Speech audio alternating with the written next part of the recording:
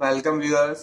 मैं अमन श्रीवास्तव आप सब लोगों का बहुत बहुत स्वागत करता हूं हमारे accounting for share capital and introduction part two में हम सीखेंगे और समझेंगे इस बात को कि कंपनी अपने शेयर्स को किस तरह से इशू करती है, क्या टाइप से उनके इशू करने के, कंपनी जब अमाउंट सब्सक्राइब करेगी तो किन मेथड्स के थ्रू सब्सक्राइब करेगी, प्लस शेयर इशू करने का प्रोसीजर क्या है।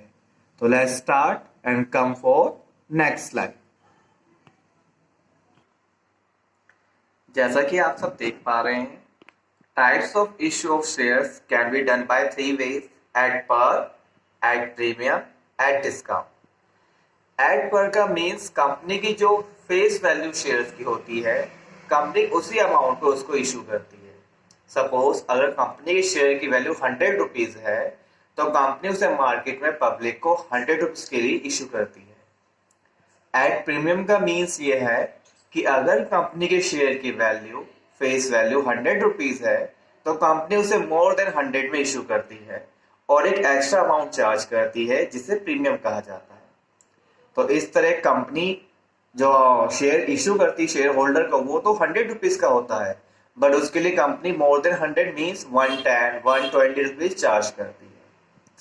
एट डिस्काउंट मीन्स कंपनी ऐसे में आपको डिस्काउंट पर शेयर को इशू करती है कि अगर कंपनी के शेयर की फेस वैल्यू 100 है तो कंपनी आपको 98 99 95 इस तरह से कम अमाउंट पर इशू करती है।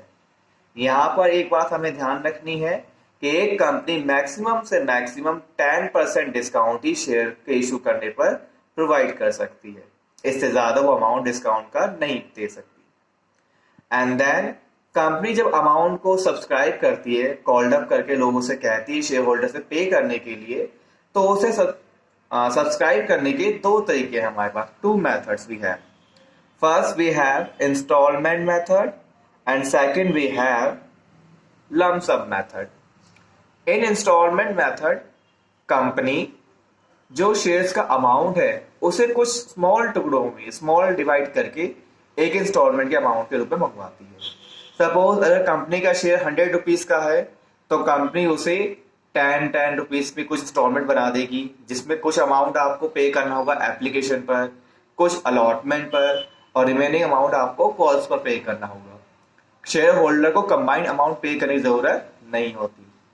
बट अगर कंपनी ने लम्प सम मेथड अडॉप्ट किया है तो ऐसे में जब शेयर होल्डर अप्लाई करता है फर्स्ट टाइम तो उसे पूरा अमाउंट उसी टाइम पे करना होता है। तो आपको समझ आ गया होगा इंस्टॉलमेंट मेथड और लम्प सम मेथड में क्या फर्क है। ठीक है, चलिए अब हम एग्जांपल लेते हैं एट पर, एट प्रीमियम और डिस्काउंट को समझने के लिए। And next come for a next slide. In this slide guys, जैसा कि हम देख पा रहे हैं कि अगर कंपनी अपने शेयर इशू करती है, उसकी फेस वैल्यू 100 है और अगर वो एट पर इशू होता है तो उसकी इशू प्राइस भी 100 रुपीज ही मानी जाएगी, क्योंकि इस सिचुएशन में जैसा हमने सीखा था face value issue price both are equal to each other. And in case of at premium, अगर कंपनी ने प्रीमियम पर इशू किया है तो शेयर की फेस वैल्यू तो 100 है बट कंपनी उससे मोर देन चार्ज करेगी। That means issue price is always more than your face value. इस केस में हमने माना कि कंपनी ने चार्ज किया 120 रुपीज। और एट डिस्काउंट मीन्स कंपनी की फेस वैल्यू शेयर्स की 100 रुपीज है बट कंपनी ने उसे इश्यू किया है मार्केट में less than face value amount, that is 95 rupees. इस केस में आपकी फेस वैल्यू ग्रेटर देन होती है आपकी इश्यू प्राइस से। आई होप आपको समझ आया होगा eight par, at premium, at discount कैसे एक दूसरे से बिल्कुल डिफरेंट है। Now let's come for next slide to understand what is the procedure of share issue. Procedure of issue of shares. As you all can see, there are only three steps: issue of shares. Number one, issue of prospectus. Number two, receipt of application. And then number three, allotment of share. जब company अपने share issue करना चाहती है तो सबसे पहले वो prospectus को इशू करती है। प्रोस्पेक्टस बेसिकली एक डॉक्यूमेंट होता है जिसमें कंपनी फुल डिटेल्स देती है कि उसका नाम क्या है और उसका वर्क क्या है, वो कहाँ उसका रजिस्टर्ड ऑफिस है, वो कितना अमाउंट शेयर इशू करके सब्सक्राइब करना चाहती है, उसके क्या फंक्शन है, वो इस अमाउंट को कहाँ यूटिलाइज करेगी, शेयर पे अमाउंट कितना चार्ज करना चाहती है, वो एट पर है, एट प्रीमियम पर है कि एट डिस्काउंट पर है, प्लस वो इंस्टॉलमेंट मेथड अडॉप्ट कर रही है या फिर वी कैसे लंप सम मेथड में अमाउंट चाहती है, सारी डिटेल A to Z उसमें वो प्रोवाइड कराती है पब्लिक के लिए, so that public can decide and then apply.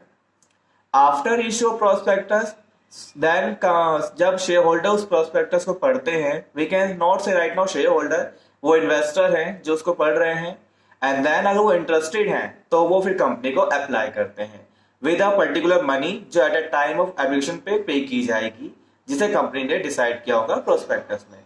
फिर वो उसके लिए कंपनी को अप्लाई करते हैं, तो सेकंड स्टेप हमारा होता है कंपनी रिसीव करती है एप्लीकेशंस को, और जब कंपनी सभी एप्लीकेशन रिसीव कर लेती है और उसे मिनिमम सब्सक्रिप्शन प्रोवाइड हो जाता है, ध्यान रखना यहाँ पर मिनिमम सब्सक्रिप्शन का मीन्स है कंपनी ने जितने शेयर्स को इशू करे हैं, जिस भी अमाउंट के लिए किए हैं, उसका मिनिमम 90% अमाउंट जरूर सब्सक्राइब हो जाना चाहिए शेयर्स के रूप में।